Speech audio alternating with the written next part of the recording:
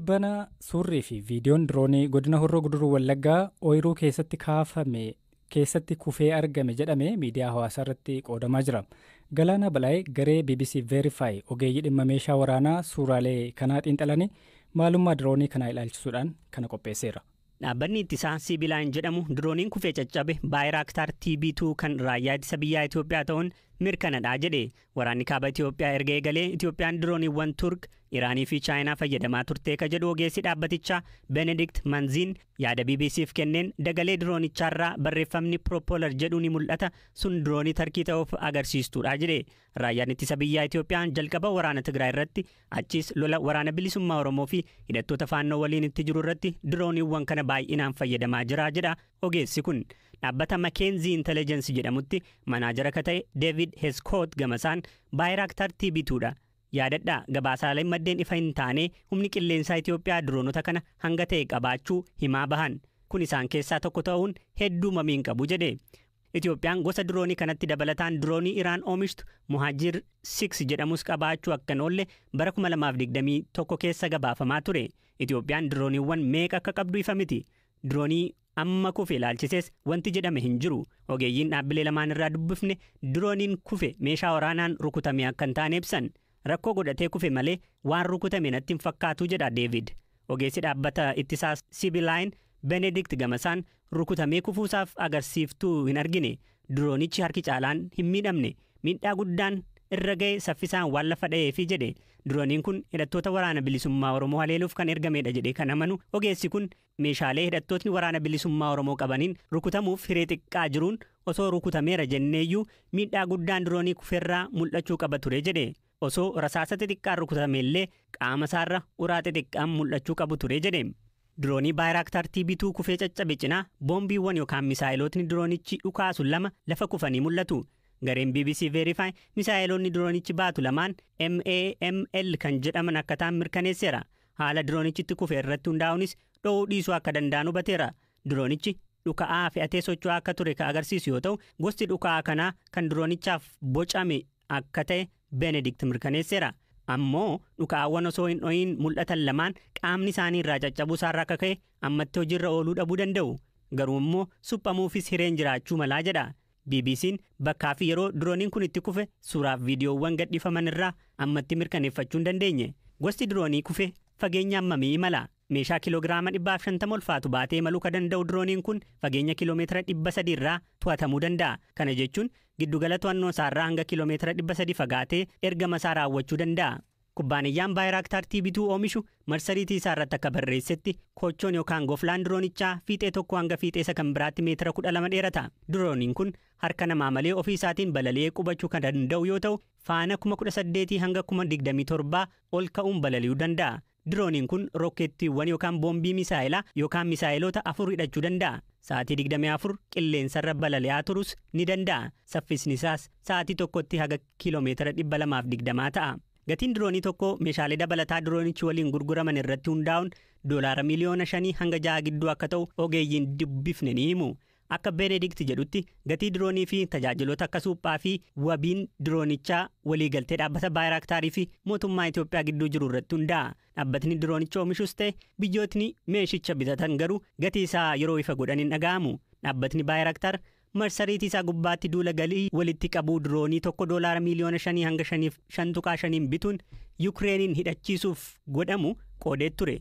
Dabalataan dhuka'aawwan lamaan diroonichaa ooyiruu keessatti mul'atan tokkoon isaanii $60,000 hanga 100,000 akka baasan Benedict tilmaameera. Kana jechuun misaayilli diroonichi baatee kufe tokkoon isaa yoo xiqqaate birrii miliyoona 3.5 ta'a jechuudha.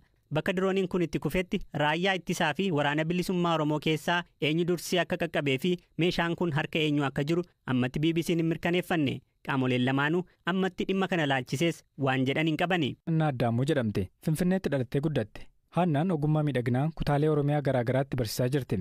Dhiyootti barattoota 100 ol eebbisiisuu dubbatti. Moodeliidhallee. Akaadaamii miidhaginaa Finfinneetti hundeessuudhaan afaan Oromootiin barsiisuu eegalte.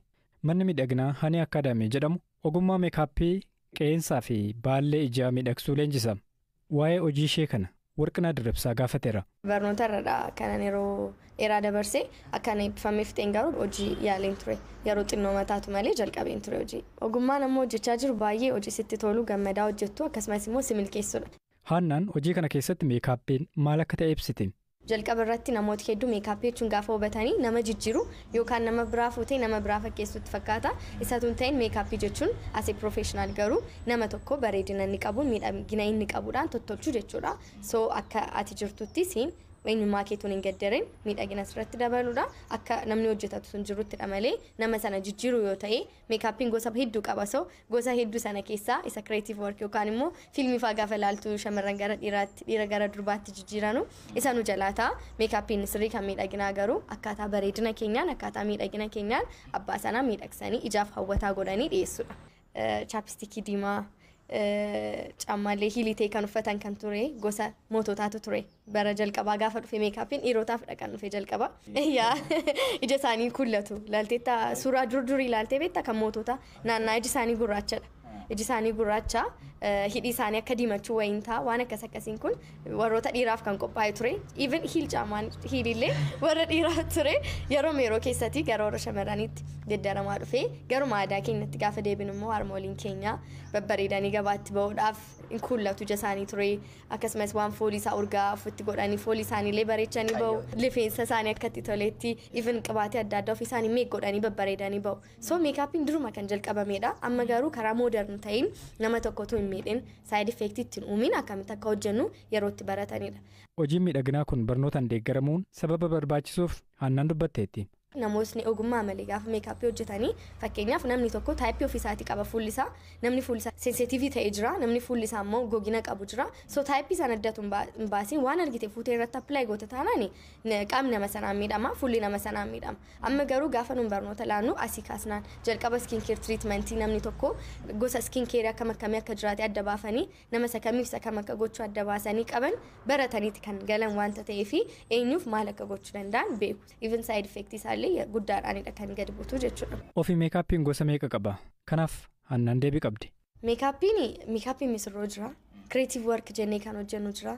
Special effect goonee kan hojjennu jira. Fakkeenyaaf gaafa special effect siin jedhu fiilmii yeroo hundumaa ni ilaalu namiti. Gaafa fiilmii sana ilaalu nam tokko du'ee yookaan balaa konkolaataa yookaan immoo rukutamee waan adda addaa kana gaafa ilaalu wajjiniin teenyee miirri sun nutti dhagaamee gaddinu dhuguma nama sanatti du'ee dhuguma nama sanatti madaa'eetu hin ta'ini harka meekaap artistiin tokko dudduuba jira jechuudha. Creative work kan jennu immoo fakkeenyaaf dhiira areeda hin qabne fuutee areeda guddaatti gootee ijaarsa fakkeessitee kaa'uu danda'a. Shamarran immoo bareedduu qalloo furdoo gootee jaartii gochuu dandeessaa wantoota akkasii fiilmii irratti ilaalu kan goonu jechuudhaan namoota hedduudhaaf hojjedheen jira even ofii koo irratti kanan hojjedhee gadhiisu mataan isaayyuu iddoo adda addaa irratti mucaa bareedduu kana adagaa akkasii irratti ga'ee jedhameellee sooshaal miidiyaa irratti argee nan beeka feesbuukii irratti yeroo baay'ee naaf gaddanii waaqayyo ishee amaaru jedhanii poostiin godhu ofii koo irratti kanan hojjedhe yeroo jalqabnaannaan jalqaba waan akkasii kireetiiv work hojjedhee gadhiisu ana miti maatiin koo karatti deeman dhaban hundumtuu bilbilee mucaan keessa maal taate namoota biraan irratti hojjennee gadhiisnuuf maatiin isaaniin bilbilu waan akkasiin qunnama yeroo baay'ee.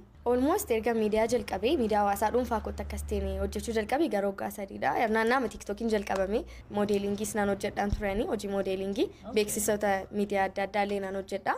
TikTokii ofii kootiitti galuu kudura namni karaa sanaan amma ta'e na beeka ture. So gaafan gara TikTokii dhufu acceptancein nama baay'ee namatti tola ture. Dafee na simatee namni waaqayyo na galatu hojii koo miidiyaa irratti hojjetu agarsiisuun koo waan irraan nagee natti fakkaata. Moor barattoota koo utuu ilaaltee fakkeenyaaf dheengadda ijoollee dhibbaan ol eebbisiiseera. Ijoolleen dhibbaan ol eebbisaman sun yoo ti gaafattee keessa irratti argite siin jedhan Feesbuukii, TikTokii, Instaagiraamii karaa miidiyaa adda addaa siin jedhu malee eenyuyyuu na beekee karaa wal beekumsaan kan dhufee hin jiru. So miidiyaan paaworii hedduu cimaa qaba. Anis miidiyaatu na gargaare. Gaafan haala gabaa kana ilaalu even immoo gaafan barumsa masaana baradhullee ijoolleen keenya jiranii quuqama keessa koo ture maaliif namni keenya waan akkasii gochuu dadhabee kan jedhu so ofii kootiif waaqayyo na gargaare gara biizinasii kanaatti geddareen ijoollee gatii madaala'aa ta'een stiil immoo intarnaashinaali sartifikeetii ta'ee laachaa. Bulchiinsi yeroo naannoo Tigraay daangaa naannolee Tigraay fi Affaar gidduutti muddamni jiraachuu ibse. Kun kan uumame Tigraay gama Affaar daangessuun tiksitoonni 7 namoota naannoo Affaar irraa dhufan jedhamaniin ajjeefamuu hordofeeti. Aangawoonni Tigraay tiksitoonni kunneen bakka Ilaa Bubbee jedhamutti ajjeefamuu ibsuudhaan eenyummaa warra ajjeechaa kana raawwates ta'ee warra ajjeefamanii adda baafachaa jirra jechuun hin ibsine. Bulchaan godina kibba Tigraay Haaftuu Kiroos akkas jechuudhaan waan uumame BBCtti himan. Akka lakkoobsa Itoophiyaatti caamsaa 12 halkan keessaa ture kan raawwatame. Tiksitoonni gammoojjii keessa horii tiksan kan umuriin isaanii waggaa 11 hanga 18 ta'an bakka rafanii turanitti ture kan rasaasan ajjeesan. Nuti akka seeraan qabaman ni taasifna. Waan akka tasaa mudatedha jedhanii yaaduufis nama rakkisa.